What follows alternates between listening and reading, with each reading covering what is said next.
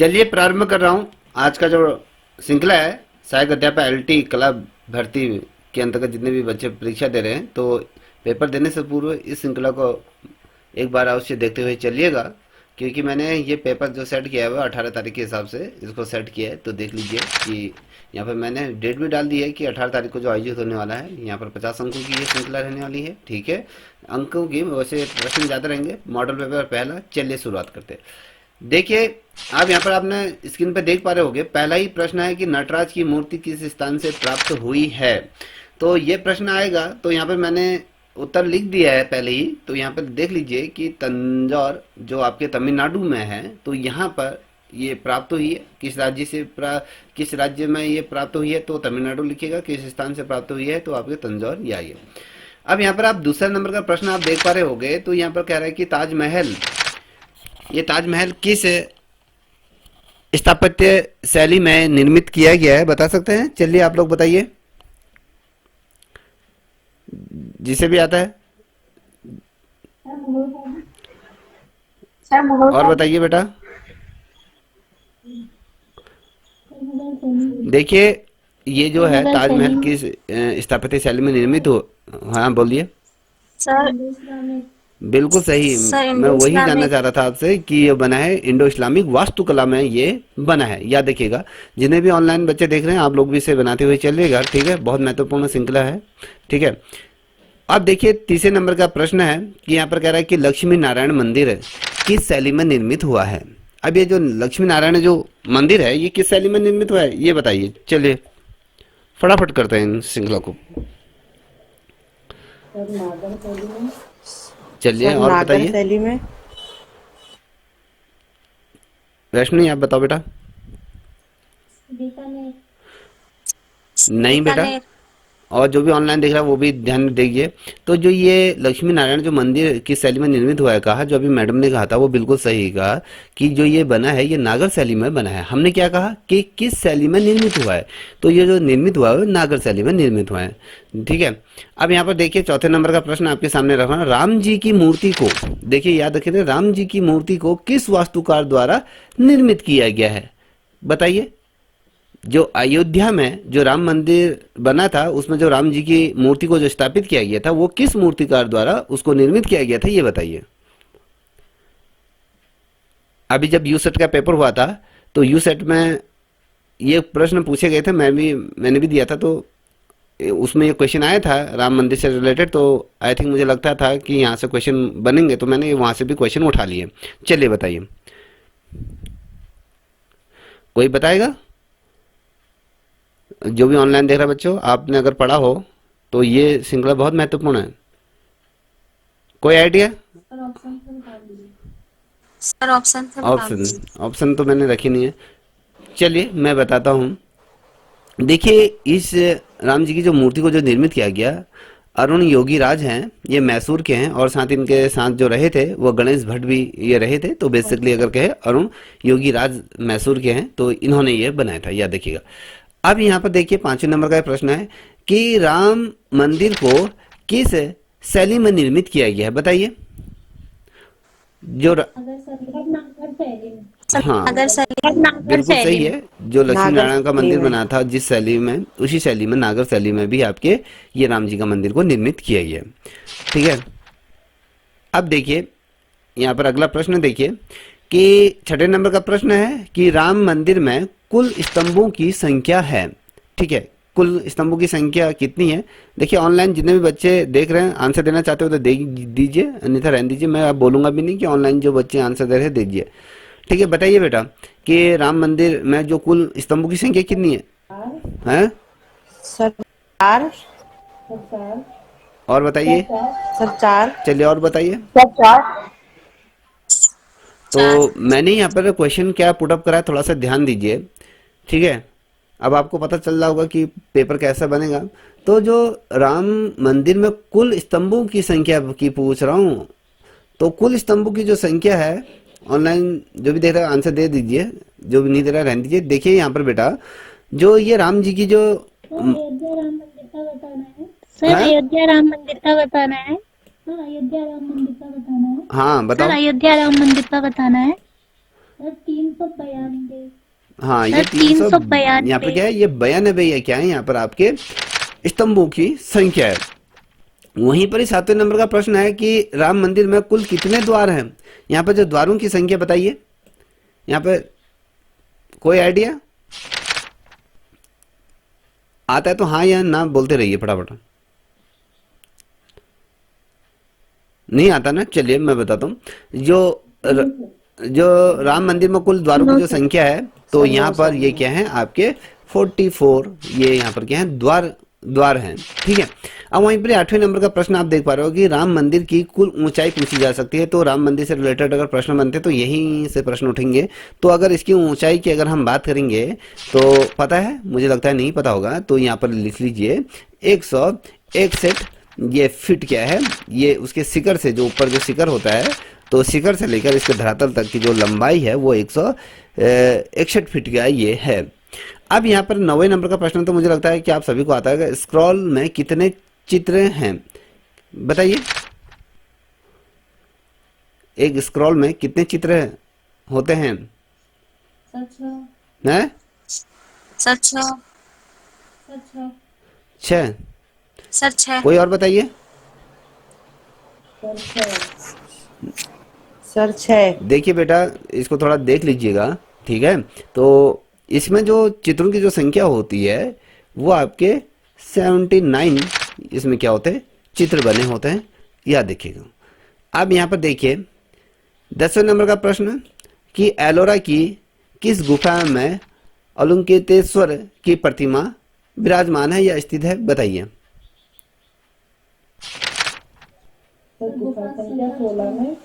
Sir गुफा संख्या 16 में। सर गुफा बिल्कुल ठीक संख्या है। 6 में। ये गुफा संख्या बेटा 16 में नहीं है, ये 6 में विराजमान है, ठीक है, याद रखिएगा। अब यहाँ पर देखिए 11 नंबर का अच्छी छत्र कहाँ है? अच्छी छत्र कहाँ स्थित है, ये बताइए। सर बरेली में। आपने कहा कि बरेली में, बिल्कुल सही है। ये अब मैं आपको बता दूं, ये जो बरेली के जो निकट का जो गुप्तकालीन ये केंद्र हुआ करता था, ये जो क्षेत्र था, तो ये बरेली का के निकट गुप्तकालीन ये केंद्र हुआ करता था, याद देखिएगा। अब देखिए 12वें नंबर का प्रश्न आपके सामने है कि यहाँ पर कह रहा है कि सारनाथ की बुद्ध जो मूर्ति किस मुद्रा में है। जो सारनाथ से जो प्राप्त बुद्ध की मूर्ति है वो किस अवस्था में है?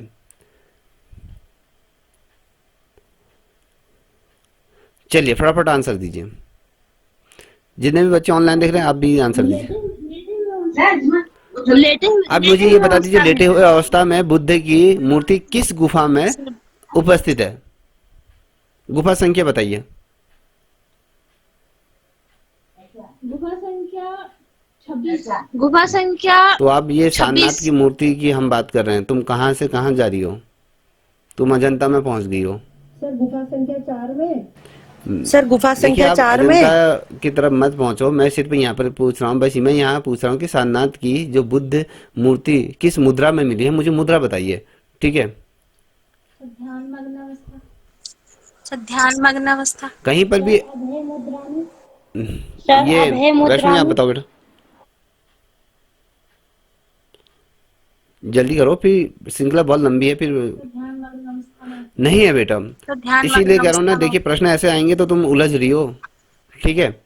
ये जो सारनाथ की जो बुद्ध की मूर्ति जो जिस मुद्रा में मिली है वो धर्म चक्र परिवर्तन मुद्रा में ये मिली है, धर्म चक्र परिवर्तन मुद्रा में ये मिली है, याद रखिएगा।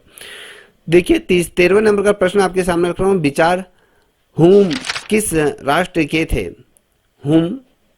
हुम ये किस राष्ट्र के थे? ये विचारक थे, विचारक हुम किस राष्ट्र के थे? अगर मैं राष्ट्र बता सकते हैं, अगर मैं कहूँ ये ब्रिटेन के थे, इंग्लैंड के थे, या अमेरिका के थे, या फिर ये चीन के थे? ब्रिटेन के। सर अमेरिका के। ब्रिटेन के थे, ठीक है, याद ब्रिटेन रखिएगा। के।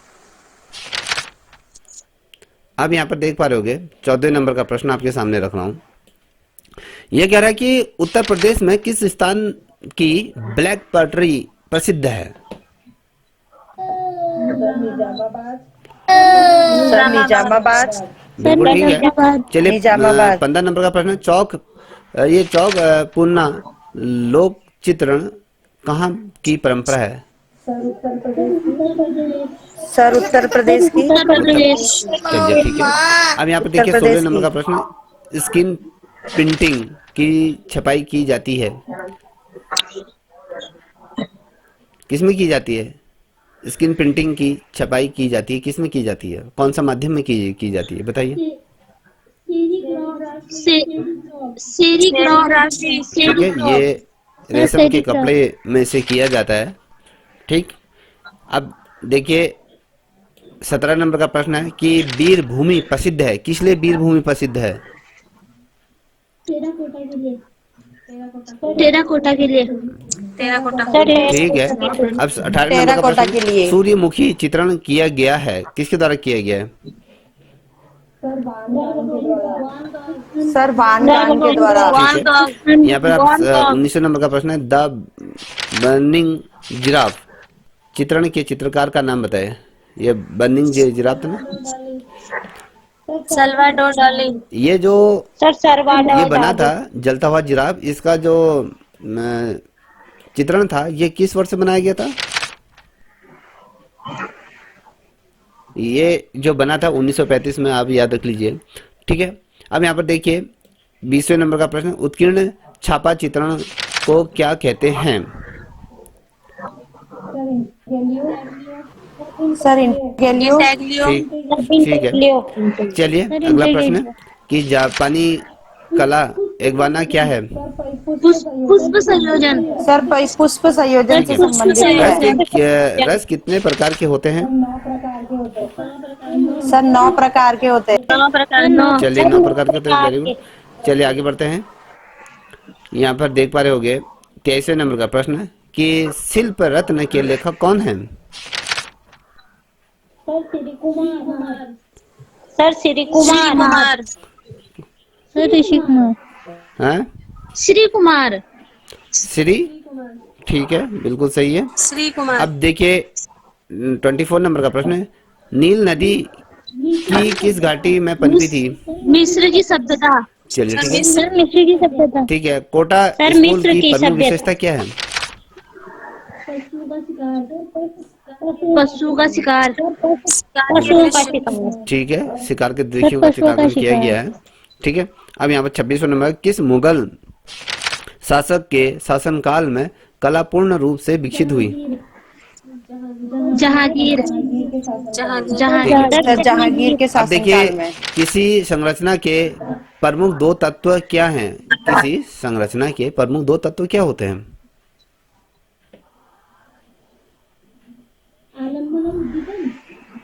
आलम्बन और उद्दीपन। वो तो कला के तत्व है ना आत्मतत्व और बेटा। रूप तत्व। देखिए इसका जो उत्तर है, ये कहता है किसी संरचना के प्रमुख दो तत्व जो होते हैं वो होता है आपके, एक रूप होता है और एक स्थान। रूप और स्थान ये दो होते हैं। 28वें नंबर का प्रश्न है, परिप्रेक्ष्य कितने प्रकार का होता है बताइए?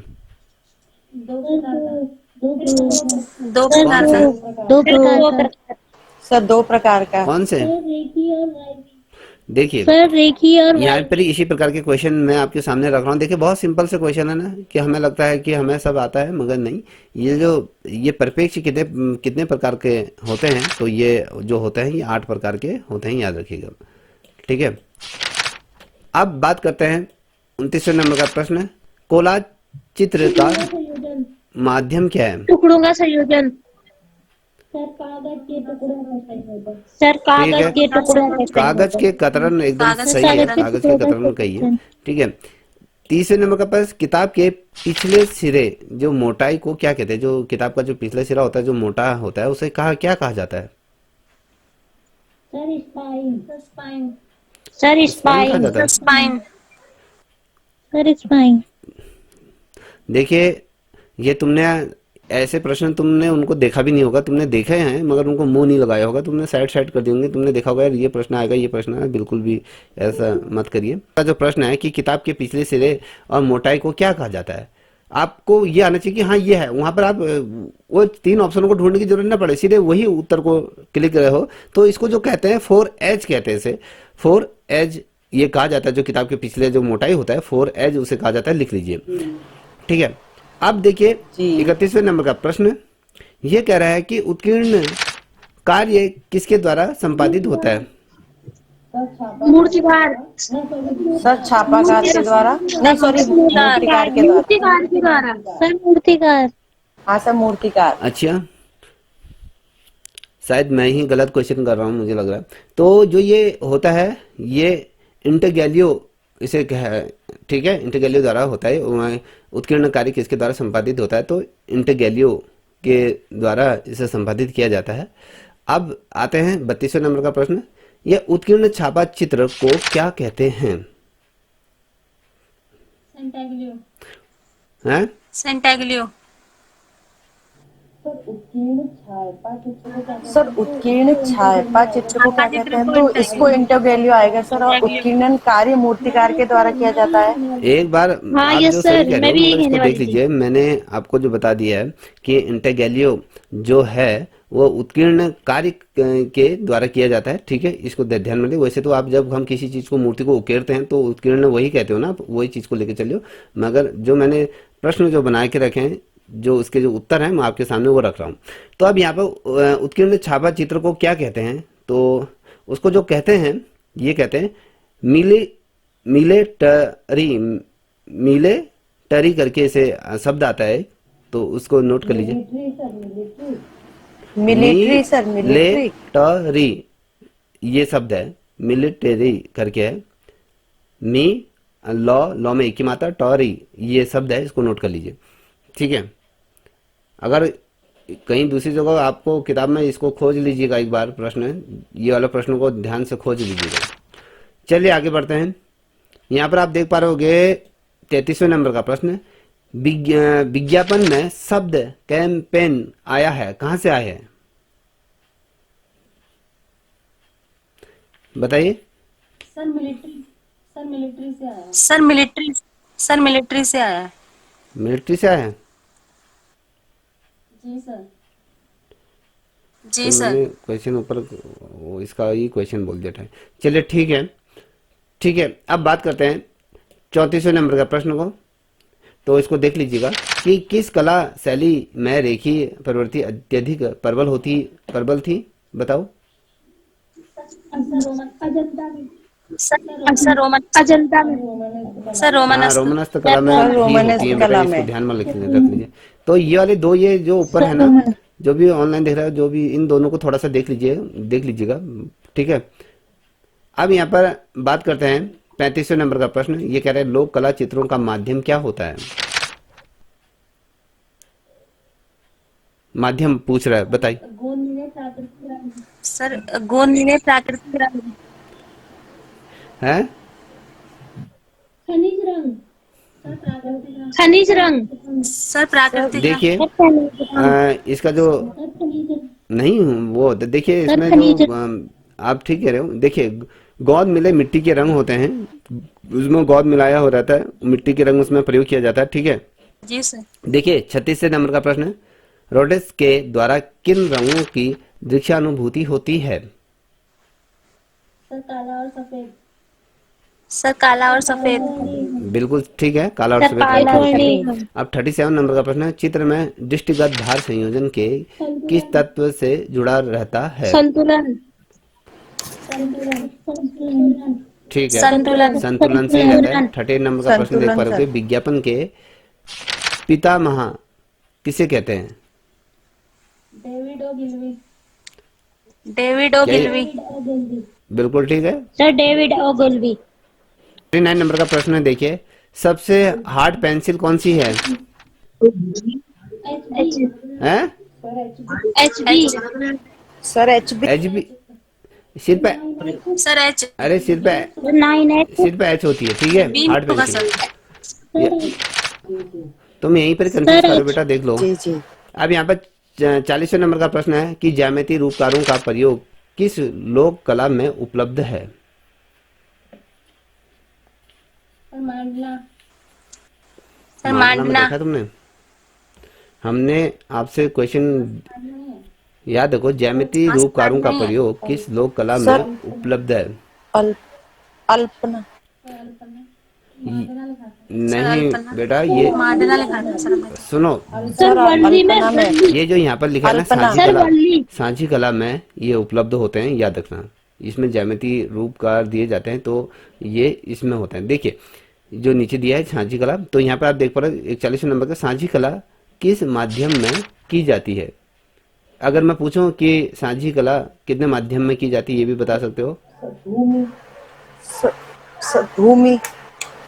बोलो। माध्यम ज्यामिति गोबर से बनाई जाती है। माध्यम हैं? ज्यामिति गोबर से बनाई जाती है तो। सर सांझी गाय के गोबर से बनाई जाती सर सांझी गाय के गोबर से बनाई जाती है। देखिए बेटा तुम सही कह रही हो, मगर यहाँ पर देखिए, अब मैं यहाँ पर देखिए सांझी, अगर जिसने पढ़ा हो थोड़ा ध्यान से इसको ध्यान से सुनिए।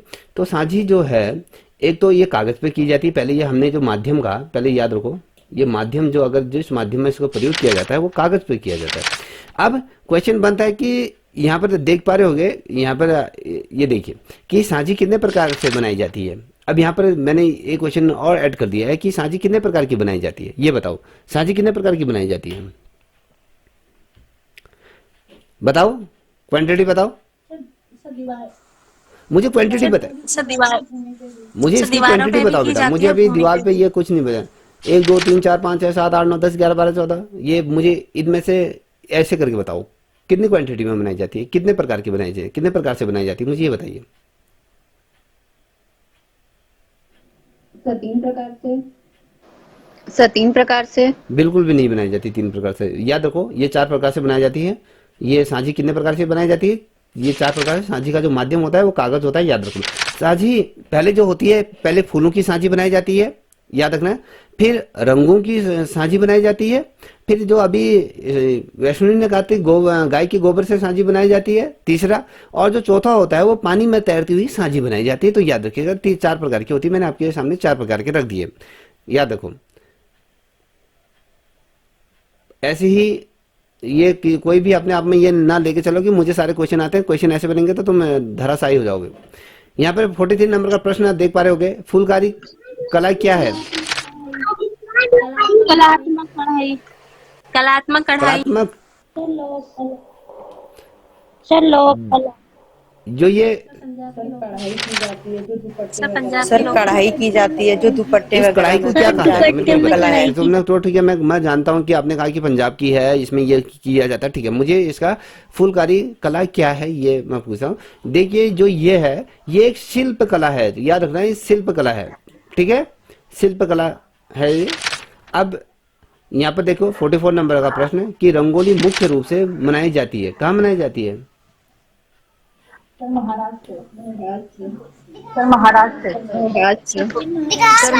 में। सर अब यहाँ महाराष्ट्र। पर देखिए, देखिए यहाँ पर हमने क्वेश्चन क्या करा, मैं जो भी जमीन पर बनाई जाती है। हाँ, जमीन तो पर याद रखो बनाई जाती इसको, है। प्रश्न ऐसे जमीन घुमाता है वो एग्जामिनर कि रंगोली मुख्य रूप से मनाई जाती है, ये जो बनाई जाती है भूमि पर, जमीन पर इसे बनाई जाती है। ये राज्य नहीं पूछ रहा है। अगर यहाँ पर पूछा है रंगोली किस राज्य की लोक कला है तो आप वो बोल दे। हमने यहाँ पर पूछा कि रंगोली मुख्य रूप से बनाई जाती है, तो ये जमीन पर बनाई जाती है।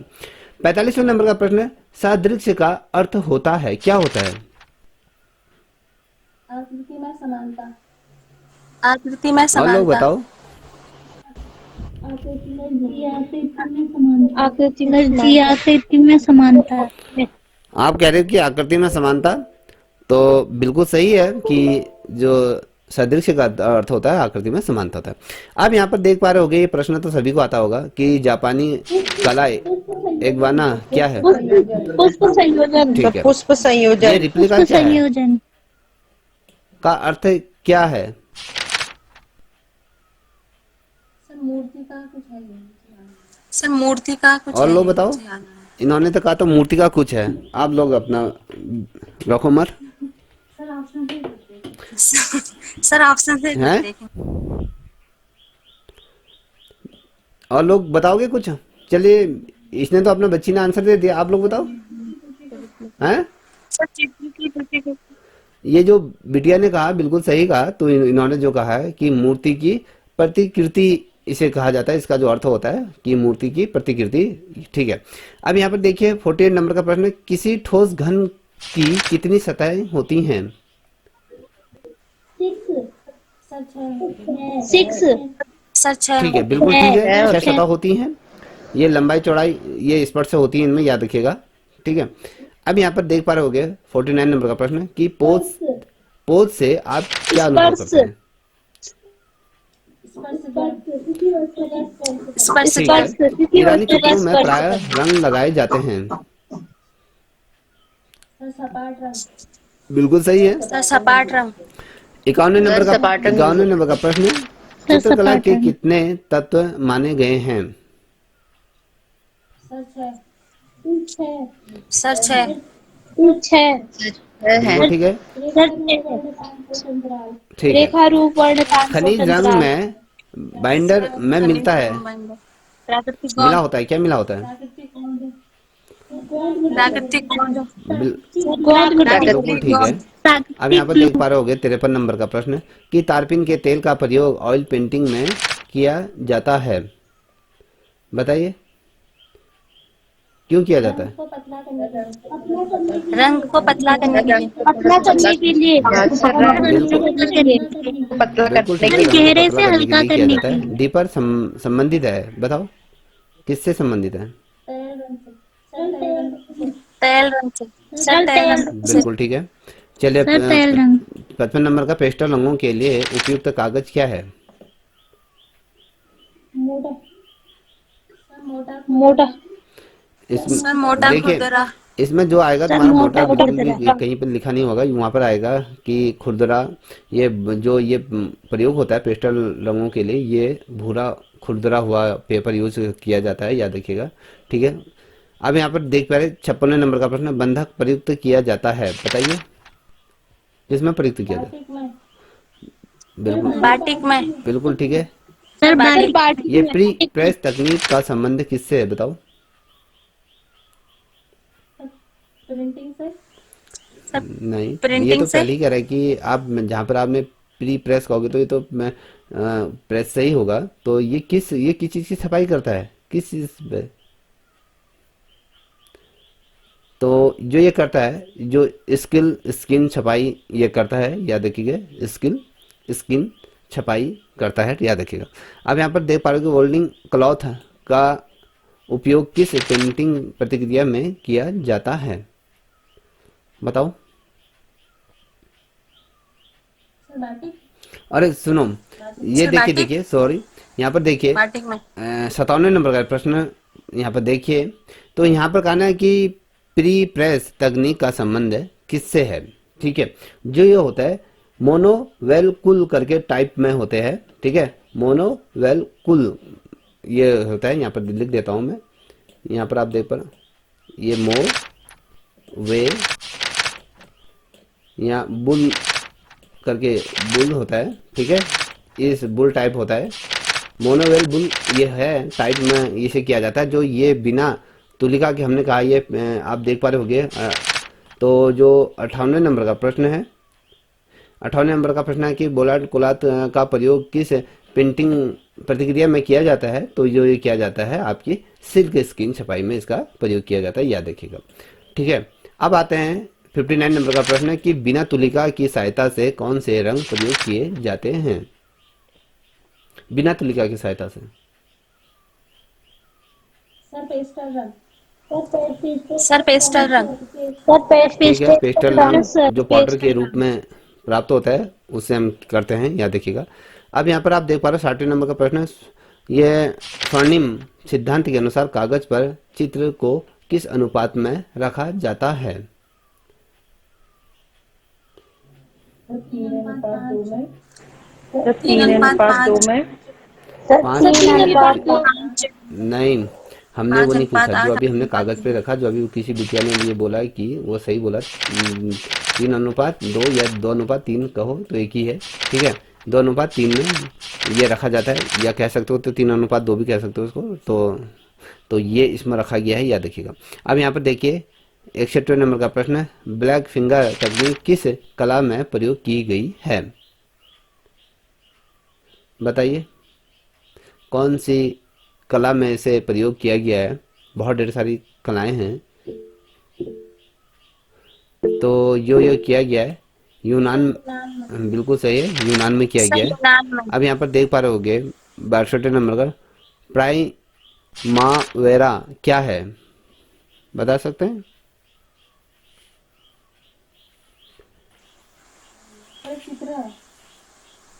सर एक चित्र है। बिल्कुल सही कहा आपने। ये क्या है? एक चित्र है, ठीक है, बिल्कुल सही। बहुत से बच्चों को आता भी नहीं होगा, देखा भी नहीं होगा प्रश्न। तो यहाँ पर आप 63 नंबर का प्रश्न देखिए, एनिमेशन को सजीव बनाने में कितने चित्र प्रति सेकंड रिकॉर्ड किए जाते हैं? सर 24। बिल्कुल सर बिल्कुल 24। ठीक है।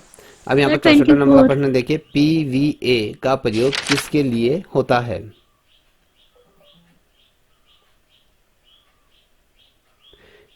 कोई आइडिया? जो ये पीवीए का जो प्रयोग किया जाता है वो पॉलिशिंग के लिए इसका प्रयोग किया जाता है। जब पॉलिशिंग होती है तो उस समय इसका प्रयोग किया जाता है। तो 65 नंबर का प्रश्न आप देख पा रहे होगे, यह दृश्य चित्र में परिप्रेक्ष्य से स्पर्श होता है। जो भी ऑनलाइन देख रहा है वो भी आंसर दीजिए। देखिए, दृश्य चित्र में परिप्रेक्ष्य से स्पर्श होता है, क्या स्पर्श होता है? कोई वस्तु बिल्कुल की ठीक है। अगर स्थिति। आप ये कह, जो इसका राइट उत्तर होगा कि वस्तु का क्या होता है? आयतन इससे स्पर्श होता है, ठीक है। वस्तु का क्या होता है? आयतन इससे स्पर्श होता है। अब यहाँ पर आप देख पा रहे होगे 66 नंबर का प्रश्न, टेलीविजन के स्क्रीन की अनुपात होता है, कितनी होती है? जो टेलीविजन का जो स्क्रीन होती है उसके अनुपात क्या होता है? तो इसका जो अनुपात होता है, बिल्कुल ठीक है, 3 अनुपात क्या होता है? 4 होता है। कहीं कहीं पर ही अगर आप देखोगे, कहीं कहीं पर ही जो दिया रहता है 16:9 भी दिया रहता है कहीं पर ही। अगर 16 अगर 3:4 नहीं आया, ठीक है, तो उस कंडीशन में अगर 16:9 आया तो आप 16:9 की तरफ जाइए। अगर 16:9 आया और 3:4 आया तो उस कंडीशन में आप 3:4 को ही क्लिक करोगे, ठीक है। अब यहाँ पर देख पा रहे होगे लाउकुन क्या है, बता सकते हैं? सर एक प्रतिमा है। सर एक तो प्रतिमा है। बिल्कुल ठीक है, ये एक मूर्ति है, ठीक है। प्रतिमा का मतलब मूर्ति ही होती है, बिल्कुल सही है। तो मूर्ति इसे कहा जाता है। तो याद रख लो बेटा कि क्वेश्चन कैसे पूछे जाएंगे, ठीक है। अब यहाँ पर देख पा रहे हो 68 नंबर का प्रश्न है कि 3 मई किस चित्रकार की रचना है? ये जो 3 मई किस चित्रकार की रचना है? सर गोया बिल्कुल की। ठीक, बिल्कुल ठीक है, गोया की ही, गोया गोया की है। अब यहाँ पर आप देख पा रहे सालो द रिवेंज क्या है? रिवेंज क्या है? कला प्रदर्शनी है। सर एक कला प्रदर्शनी कोई है। और बताओ, जो भी कला ऑनलाइन देख रहा है आप प्रदर्शनी। लोग बता दीजिए, मैं बार बार नहीं बोलूंगा। बिल्कुल ठीक कह रही हो बेटा, ये क्या है? ये कला प्रदर्शनी है, ठीक है। अब यहाँ पर आप देख पा रहे हो 17 नंबर का प्रश्न है, भारतीय चित्रकला के षडंग का सही क्रम क्या है, बता सकते हैं कि इसको किस क्रम में रखा जाता है? हाँ, हाँ सर। सर रूप भेद प्रमाण भाव लावण्य योजना सादृश्य वणिका भंग इति देखिए चित्र।